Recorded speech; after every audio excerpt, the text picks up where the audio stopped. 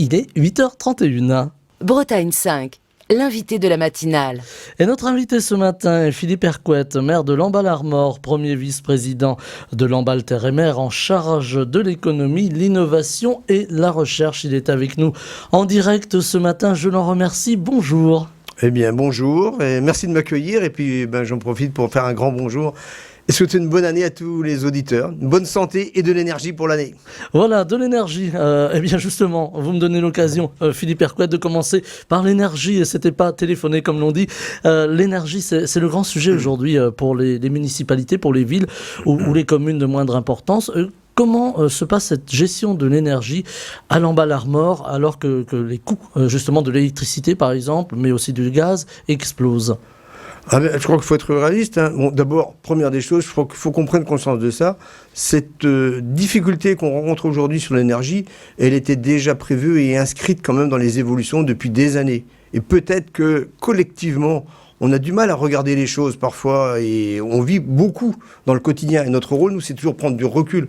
Mais cette évolution du prix de l'énergie, avec la diminution des énergies fossiles, l'évolution nécessaire par rapport au climat et tout, on l'avait déjà en tête. Et aujourd'hui, vu la flambée des cours, parce que c'est vraiment ça que nous vivons, eh bien, je crois qu'il faut être capable d'agir. Il y a des actions immédiate, c'est tout ce qu'on a engagé sur les réductions de consommation, notamment, tout le monde pense tout de suite à l'éclairage public, le chauffage dans les salles, tout ça. Donc ça, c'est vraiment de l'immédiateté. Ensuite, on a bien sûr auprès des véhicules aussi, optimiser nos déplacements, etc., pour ce qui concerne la commune. Et puis, bien évidemment, il faut avoir de l'action de moyen terme ou de long terme, c'est continuer à agir sur les bâtiments, notamment l'isolation, des choses comme ça. Et puis l'autre point aussi, c'est que, et je prends notre exemple, nous, sur Lamballe-Armor, mais ça vaut aussi sur Lamballe Terre et Mer, et puis au niveau de la région, au suis conseil régional, on a exactement la même démarche, peut-être même de façon aussi, voire plus importante, sur tous les établissements scolaires qu'on a, parce que c'est énorme.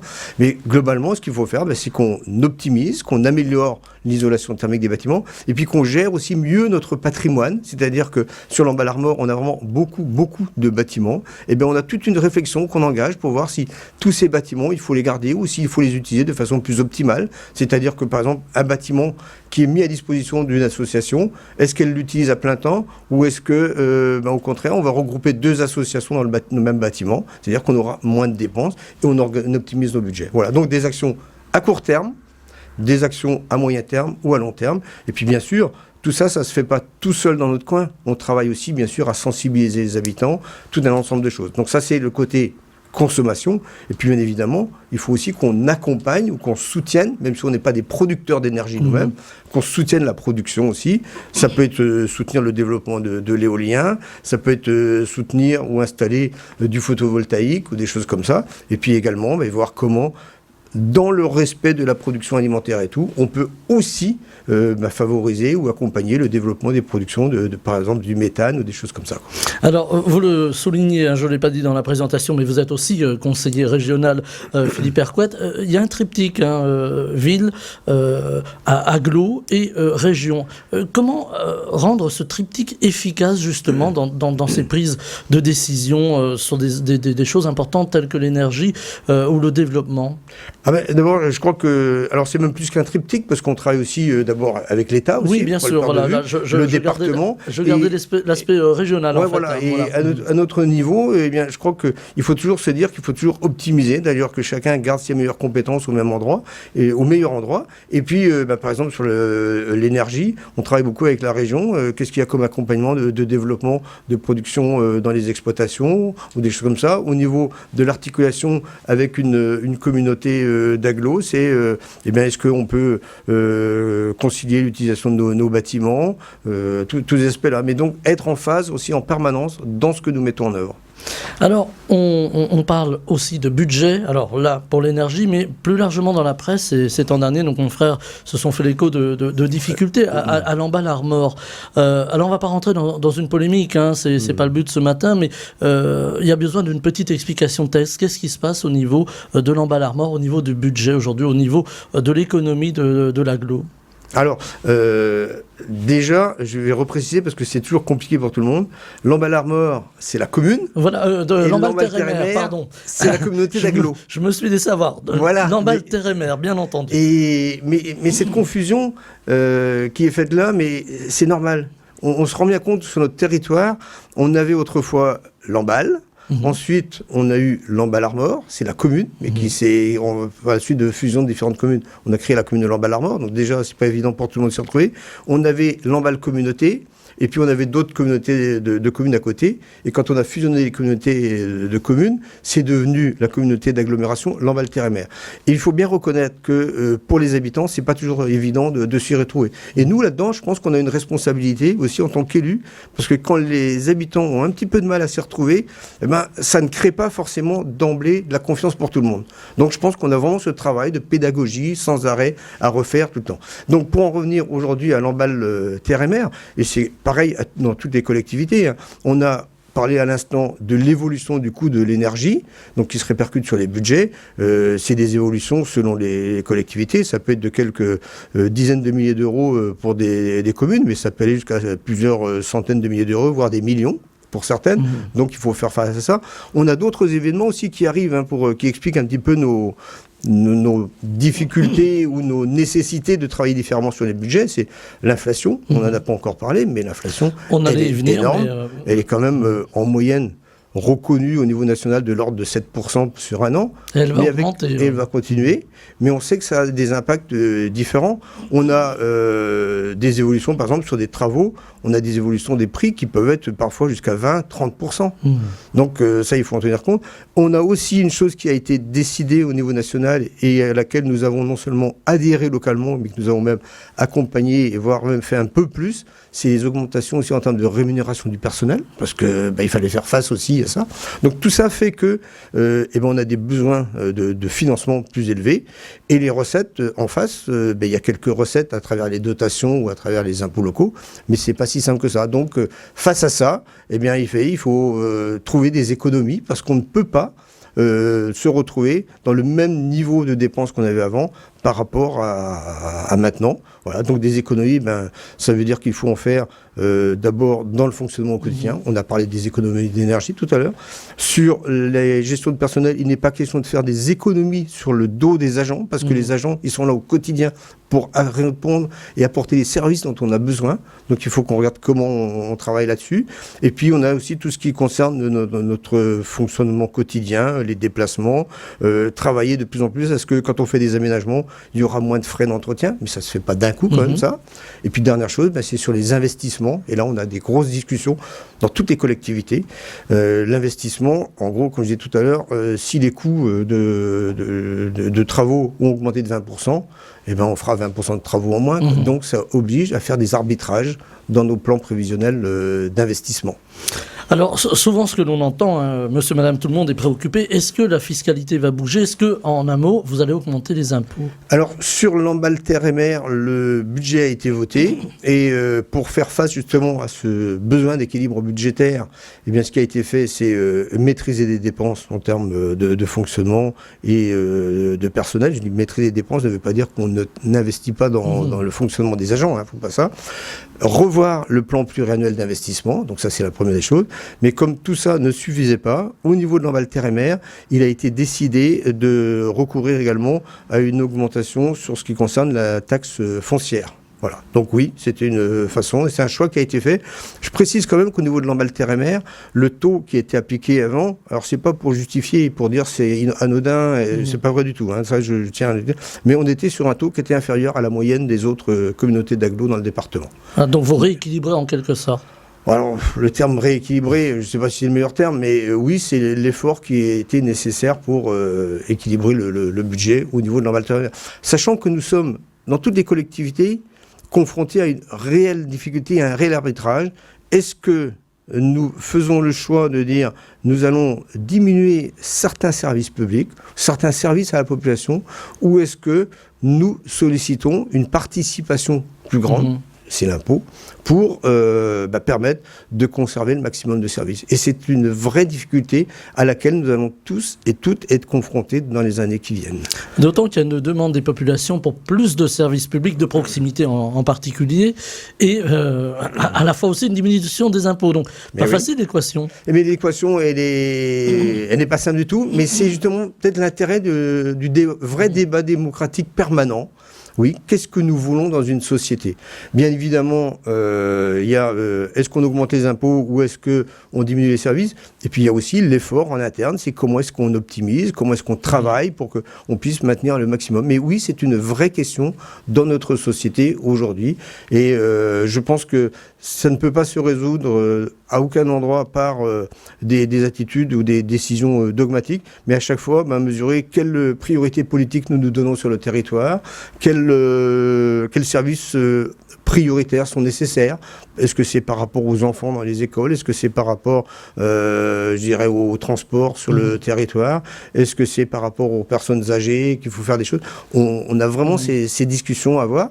Et c'est vrai que dans un moment où ça nous prend rapidement, là en ce moment, il ne faut pas le perdre de vue, les discussions, elles n'ont peut-être pas le temps de mûrir complètement. Mais ce débat-là, moi je pense qu'il a eu lieu rapidement au moment du vote et il doit impérativement se poursuivre tout au long de l'année pour voir vers où on va, comment on construit ce débat, comment on partage avec la population ces vraies difficultés. Rien n'est figé. Le budget, il est voté, mais on voit très bien que ce budget de cette année, et moi je l'ai dit lors du vote du budget, c'est une chose, mais ça ne résout pas ce qui va nous arriver encore dans les mois ou dans les années qui viennent. Donc oui, il faut continuer à ajuster, à discuter sur tous ces aspects.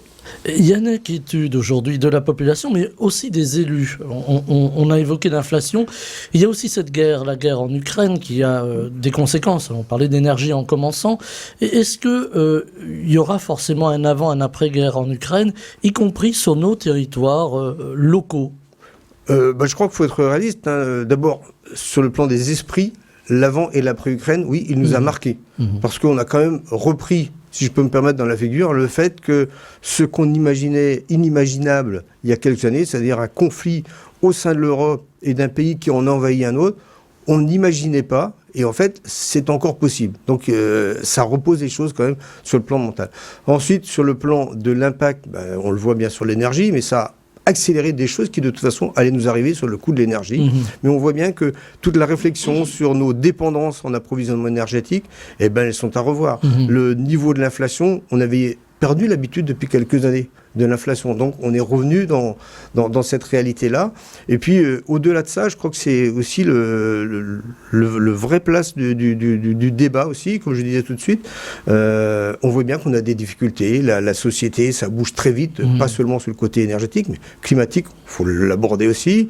Sur le plan humain, la relation n'est pas la même et tout. Donc, on est là-dedans aujourd'hui. Donc, est-ce qu'on vit là-dedans, nous, collectivement la société et nous les élus, oh là là, c'est inquiétant et tout, ou est-ce que on se dit, bon, on a un cap, on a des priorités pour la population, pour notre territoire, et à partir de là, je crois qu'il faut qu'on avance là-dessus. Je pense que c'est ça qui est notre rôle, c'est de se dire, oui, c'est compliqué, oui, il y a des difficultés devant nous, nous, comment est-ce qu'on fait, quelles sont nos priorités, comment on va travailler là-dessus. Moi, je continue de penser que sur notre territoire, ici, on a une activité industrielle importante. Je pense qu'il faut qu'on continue à la travailler. On a des potentiels énormes aussi de développement de nouvelles entreprises. Je pense qu'il faut les avoir. On a une solidarité sur le territoire entre le monde associatif, dans les réseaux d'entreprises et tout. Il faut travailler là-dessus.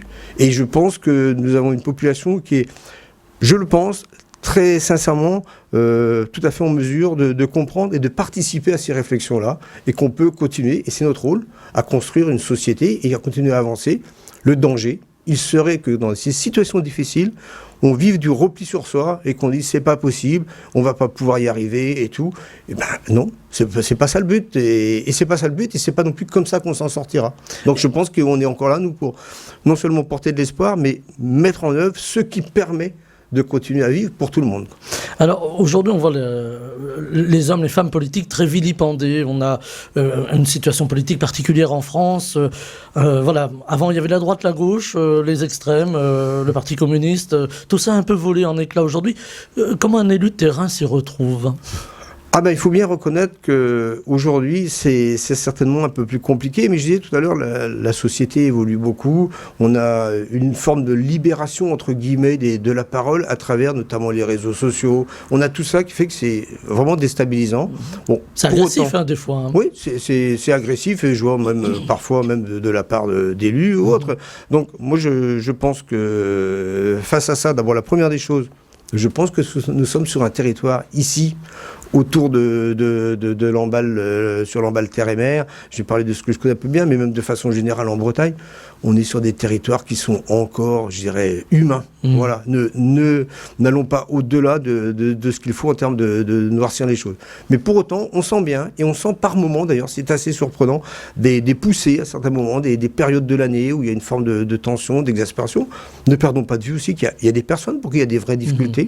Après, oui, on a cette façon-là qui d'évoluer, et une remise en cause, de façon générale, des élus parfois, des corps intermédiaires aussi. On a tout ça, toute notre société qui a été quand même pas mal bousculée, un peu disloquée.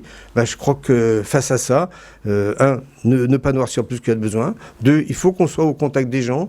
On parle beaucoup de démocratie participative, qu'on ne se méprenne pas. Je reste hyper respectueux de la démocratie représentative. Les élus, ils ont leur rôle et ils sont là pour prendre des décisions.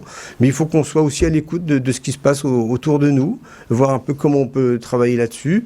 Et puis, oui, continuer à expliquer, à partager sur ce qu'on fait. Et puis, il y a des moments, et oui, on suit un cap. J'espère aussi, et là je le dis très simplement, que l'ensemble de nos institutions, ça vaut pour la justice, mais ça vaut pour les associations d'élus, ça vaut tout ça, porteront le même message aussi, que nous attendons de tout le monde, que tout le monde porte ce message, de l'attente de respect des élus et tout, et que nous aussi, en tant qu'élus, il faut qu'on soit toujours exemplaires et respectables. Et ça, je pense que cette notion d'exemplarité, on le dit quelquefois, on hésite parfois à le dire, mais oui, on doit être exemplaire dans ce qu'on fait, dans la façon dont on fonctionne. Voilà, donc c'est compliqué, oui, je ne vais pas dire le contraire, mais ça reste quand même, je le dis franchement, agréable, parce qu'aujourd'hui, on a quand même encore une très grande majorité de gens, d'habitants, d'entreprises, d'associations avec qui c'est agréable de discuter, de travailler. Et c'est facile finalement d'aborder le maire et de lui dire, voilà, il y a ci, il y a ça qui ne va pas, ou au contraire de dire, tiens, ça c'est bien ce qui a été fait, il faut aller plus loin. Je pense qu'il faut les deux. Moi, je ne suis pas du tout choqué quand une personne ou une association vient dire « Attendez, il y a ça qui ne va pas et tout ». Il faut que ça se fasse aussi, parce que si on n'a pas ça, on n'aura pas le retour et on peut vivre sur notre petit nuage. Ce ne serait pas du tout bon. Inversement, c'est bien aussi quand on vient nous dire aussi qu'il y a des choses qui vont bien aussi. Mais c'est vrai qu'un peu partout dans la société, et l'éducation en France a longtemps été comme ça, on était beaucoup plus dans le fait de faire passer des messages quand ça ne va pas. Donc je pense qu'il faut qu'on ait cette capacité à porter les deux. Moi j'ai à plusieurs reprises dit et je redis que nous sommes sur un territoire, il y a quand même beaucoup de choses qui se passent bien. Pour autant, quand il y a des choses qui se passent bien, il faut qu'on reste vigilant, parce qu'il faut qu'on soit à l'écoute aussi des petites inquiétudes. Est-ce que nos entreprises elles vont encore pouvoir se développer demain ? On a des interrogations sur la non-extension de la consommation du foncier. Comment est-ce qu'on va travailler là-dessus ensemble ? C'est une vraie question de fond.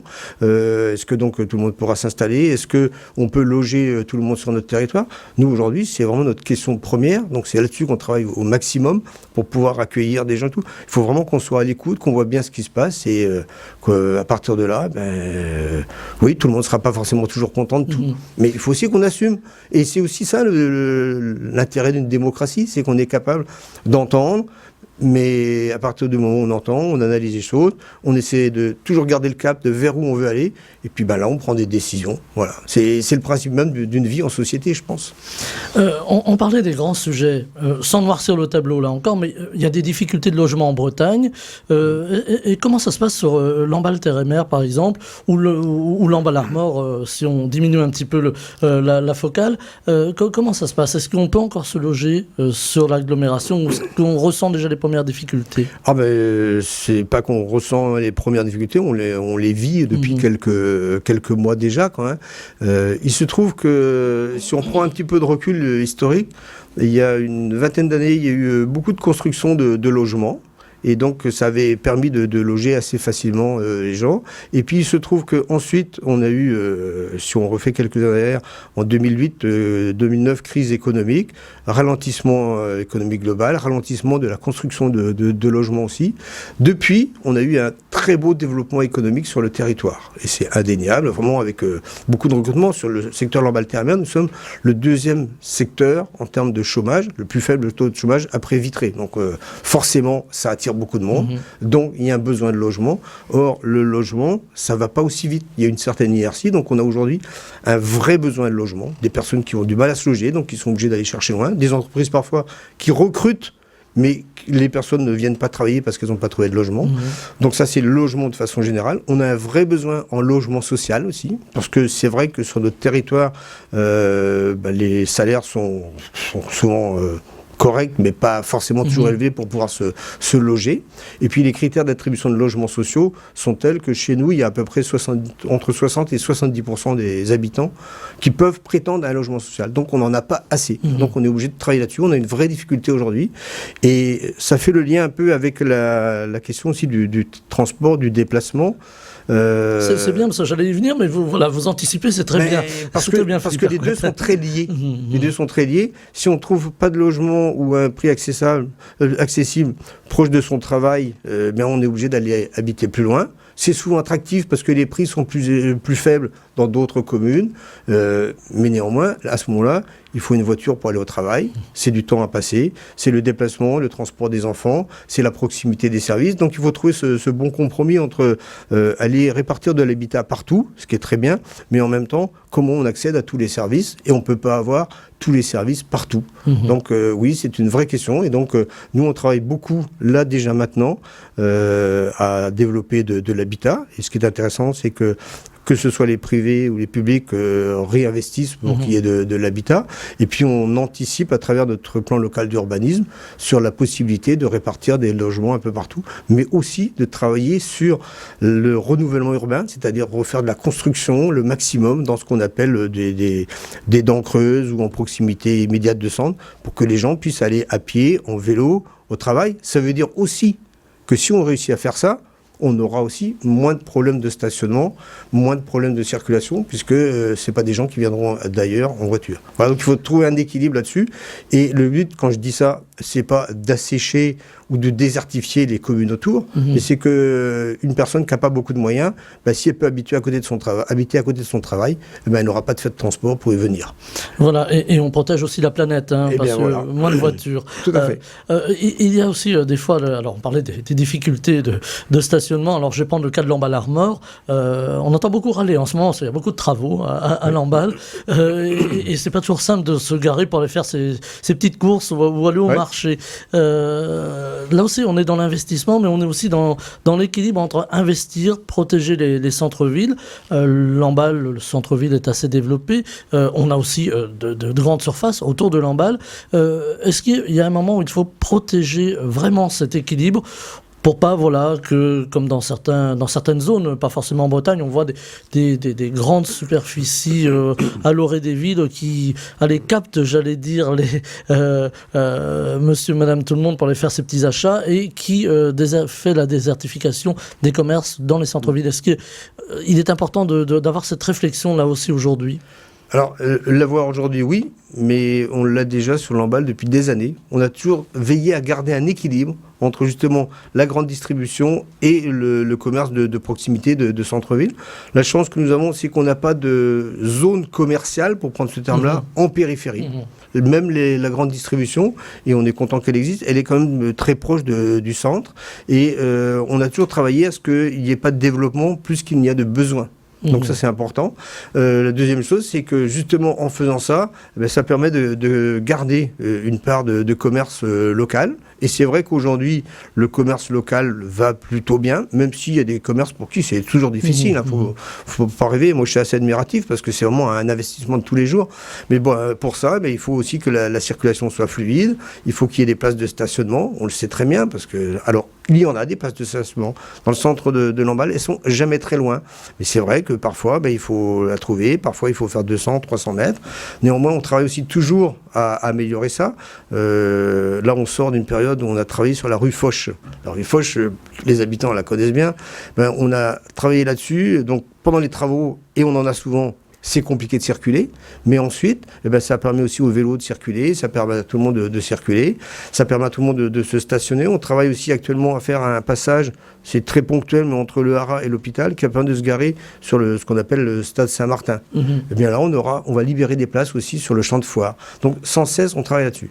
Mais je pense qu'il faut aussi qu'on garde bien en tête que, bien évidemment, nous sommes dans des zones urbaines et rurales dans lesquelles la voiture continuera d'avoir sa place. Mais il faut aussi développer la place pour les développements doux, les déplacements doux, le vélo notamment. Et puis, je reviens sur ce que je disais tout à l'heure, s'il y a un peu plus d'habitants sur place, il y aura aussi moins de déplacements. Mais aujourd'hui, oui, première chose, on a toujours voulu garder un stationnement gratuit. Ça, c'est une chose essentielle. Et deuxième chose, on travaille sans cesse à essayer d'améliorer, d'adapter, d'en avoir un petit peu plus, de faire en sorte qu'il soit un peu plus facile à gérer. On va travailler aussi cette année sur la meilleure gestion du stationnement près de la gare. On a des personnes qui viennent, qui prennent le train, qui stationnent là parfois 3 semaines, 1 mois.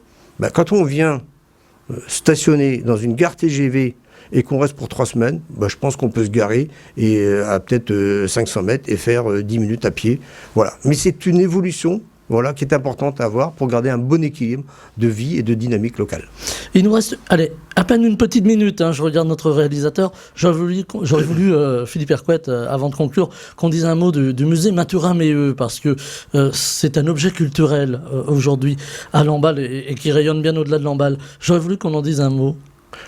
Le musée Mathurin-Méheut, alors oui, c'est un objet culturel, mais c'est plus que ça. Et je pense que comme beaucoup de choses qui sont faites sur notre territoire, d'abord la première chose, il a été porté collectivement. On parlait tout à l'heure de l'articulation entre tout le monde.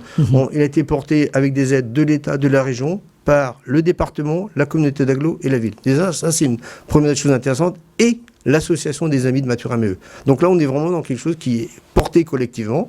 Ensuite, le côté culturel, une richesse, parce que ce sont des œuvres, et Mathurin-Méheut était un créateur vraiment assez fabuleux, très, très varié, donc ça c'est intéressant. Et puis au-delà de ça, je crois que c'est peut-être justement le point essentiel dans notre société aujourd'hui. Il faut savoir allier le côté culture, la vie des gens au quotidien, mais le côté économique, et je pense que le musée Mathurin-Méheut est aussi un outil de développement touristique, économique, mais pas pour Lamballe, c'est bien évidemment, c'est pour bien au-delà de Lamballe, c'est la communauté d'agglo, mais c'est le département, c'est même au-delà de la région, parce que c'est quelqu'un qui est déjà très connu et qui gagne encore à être plus connu. Donc vraiment un beau phare qui, à mon avis, n'a pas encore tout le rayonnement qu'il pourra avoir au bénéfice de tout le monde. Voilà, et on en parle sur les ondes, et on en parlera plus longuement, c'est promis, de ce musée Mathurin-Méheut qui rayonne bien au-delà de Lamballe.